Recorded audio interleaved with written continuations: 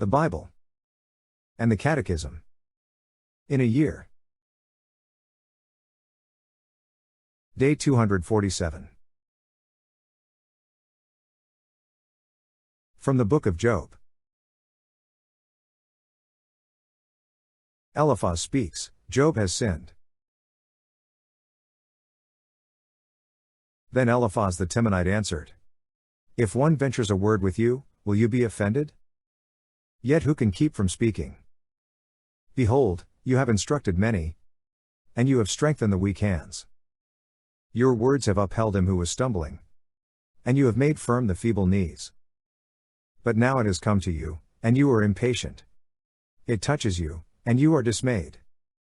Is not your fear of God your confidence, and the integrity of your ways your hope? Think now, who that was innocent ever perished? Or where were the upright cut off? As I have seen, those who plow iniquity, and sow trouble reap the same. By the breath of God they perish, and by the blast of his anger they are consumed. The roar of the lion, the voice of the fierce lion, the teeth of the young lions, are broken. The strong lion perishes for lack of prey, and the whelps of the lioness are scattered. Now a word was brought to me stealthily. My ear received the whisper of it. Amid thoughts from visions of the night, when deep sleep falls on men, dread came upon me, and trembling, which made all my bones shake. A spirit glided past my face. The hair of my flesh stood up. It stood still, but I could not discern its appearance. A form was before my eyes. There was silence, then I heard a voice. Can mortal man be righteous before God? Can a man be pure before his Maker? Even in his servants he puts no trust, and his angels he charges with error. How much more those who dwell in houses of clay, whose foundation is in the dust, who are crushed before the moth. Between morning and evening they are destroyed. They perish forever without any regarding it. If their tent cord is plucked up within them, do they not die, and that without wisdom? Job is corrected by God. Call now, is there any one who will answer you? To which of the holy ones will you turn? Surely vexation kills the fool, and jealousy slays the simple. I have seen the fool taking root, but suddenly I cursed his dwelling. His sons are far from safety. They are crushed in the gate, and there is no one to deliver them. His harvest the hungry eat, and he takes it even out of thorns. And the thirsty pant after his wealth. For affliction does not come from the dust, nor does trouble sprout from the ground. But man is born to trouble, as the sparks fly upward. As for me, I would seek God, and to God would I commit my cause. Who does great things and unsearchable, marvelous things without number. He gives rain upon the earth, and sends waters upon the fields. He sets on high those who are lowly, and those who mourn are lifted to safety. He frustrates the devices of the crafty, so that their hands achieve no success. He takes the wise in their own craftiness, and the schemes of the wily are brought to a quick end. They meet with darkness in the daytime, and grope at noonday as in the night. But he saves the fatherless from their mouth, the needy from the hand of the mighty. So the poor have hope, and injustice shuts her mouth. Behold, happy is the man whom God reproves. Therefore despise not the chastening of the Almighty. For he wounds, but he binds up. He smites, but his hands heal. He will deliver you from 6 troubles. In 7 there shall no evil touch you. In famine he will redeem you from death, and in war from the power of the sword. You shall be hid from the scourge of the tongue, and shall not fear destruction when it comes. At destruction and famine you shall laugh, and shall not fear the beasts of the earth. For you shall be in league with the stones of the field, and the beasts of the field shall be at peace with you. You shall know that your tent is safe, and you shall inspect your fold and miss nothing. You shall know also that your descendants shall be many, and your offspring as the grass of the earth. You shall come to your grave in ripe old age, as a shock of grain comes up to the threshing floor in its season. Lo, this we have searched out, it is true. Hear, and know it for your good. Job replies, my complaint is just. Then Job answered, oh, that my vexation were weighed, and all my calamity laid in the balances. For then it would be heavier than the sand of the sea. Therefore my words have been rash. For the arrows of the Almighty are in me. My spirit drinks their poison. The terrors of God are arrayed against me. Does the wild ass bray when he is grass? Or the ox low over his fodder? Can that which is tasteless be eaten without salt? Or is there any taste in the slime of the purslane? My appetite refuses to touch them. They are as food that is loathsome to me. Oh, that I might have my request. And that God would grant my desire. That it would please God to crush me. That he would let loose his hand and cut me off. This would be my consolation. I would even exult in pain unsparing. For I have not denied the words of the Holy One. What is my strength, that I should wait? And what is my end, that I should be patient? Is my strength the strength of stones? Or is my flesh bronze? In truth I have no help in me. And any resource is driven from me. He who withholds kindness from a friend forsakes the fear of the Almighty. My brethren are treacherous as a torrent bed. As freshets that pass away, which are dark with ice, and where the snow hides itself. In time of heat they disappear. When it is hot, they vanish from their place. The caravans turn aside from their course. They go up into the waste, and perish. The caravans of Tema look. The travelers of Sheba hope. They are disappointed because they were confident. They come thither and are confounded. Such you have now become to me. You see my calamity, and are afraid. Have I said, make me a gift? Or, from your wealth offer a bribe for me? Or, deliver me from the adversary's hand? Or, ransom me from the hand of oppressors? Teach me, and I will be silent. Make me understand how I have erred. How forceful are honest words. But what does reproof from you reprove?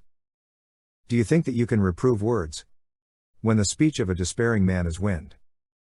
You would even cast lots over the fatherless, and bargain over your friend. But now, be pleased to look at me. For I will not lie to your face. Turn, I pray, let no wrong be done. Turn now, my vindication is at stake. Is there any wrong on my tongue? Cannot my taste discern calamity? Job, my suffering is without end. Has not man a hard service upon earth?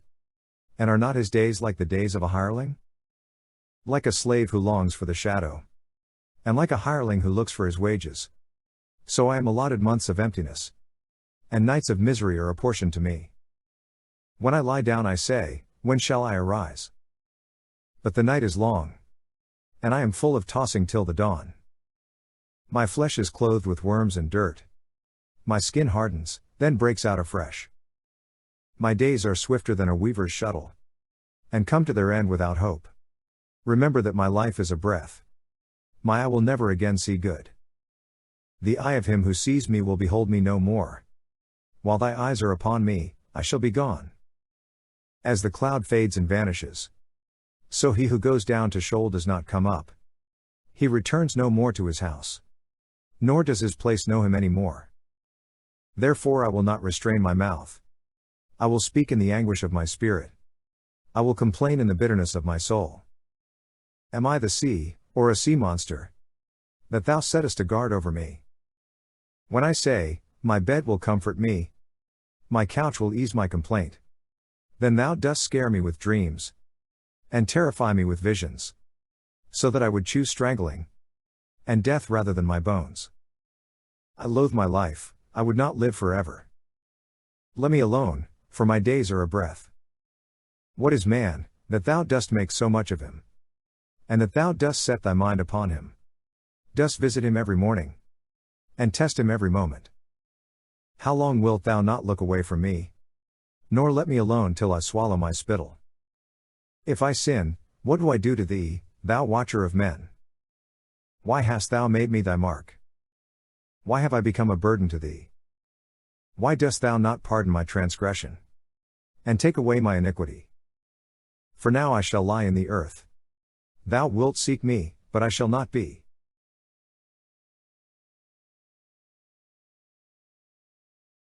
From the Book of Wisdom. Description of wisdom. Wisdom is radiant and unfading, and she is easily discerned by those who love her, and is found by those who seek her. She hastens to make herself known to those who desire her. He who rises early to seek her will have no difficulty, for he will find her sitting at his gates. To fix one's thought on her is perfect understanding, and he who is vigilant on her account will soon be free from care. Because she goes about seeking those worthy of her, and she graciously appears to them in their paths, and meets them in every thought. The beginning of wisdom is the most sincere desire for instruction, and concern for instruction is love of her, and love of her is the keeping of her laws, and giving heed to her laws is assurance of immortality, and immortality brings one near to God. So the desire for wisdom leads to a kingdom. Therefore if you delight in thrones and scepters, O monarchs over the peoples, honor wisdom, that you may reign forever. I will tell you what wisdom is and how she came to be, and I will hide no secrets from you. But I will trace her course from the beginning of creation, and make knowledge of her clear. And I will not pass by the truth. Neither will I travel in the company of sickly envy. For envy does not associate with wisdom. A multitude of wise men is the salvation of the world, and a sensible king is the stability of his people. Therefore be instructed by my words, and you will profit.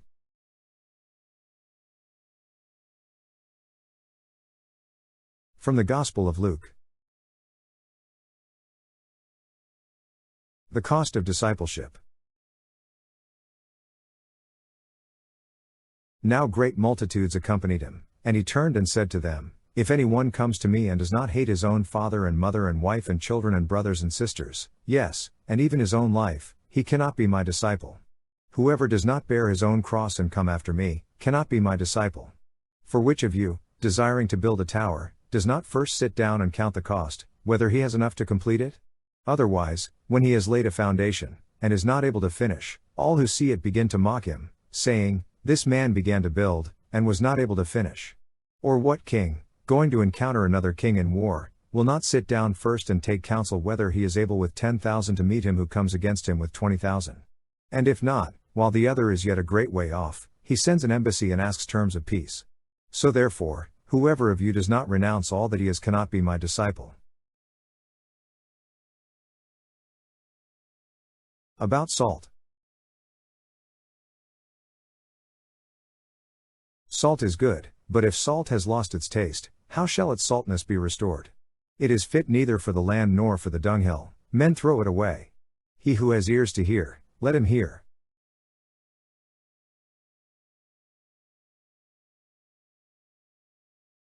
From the Catechism.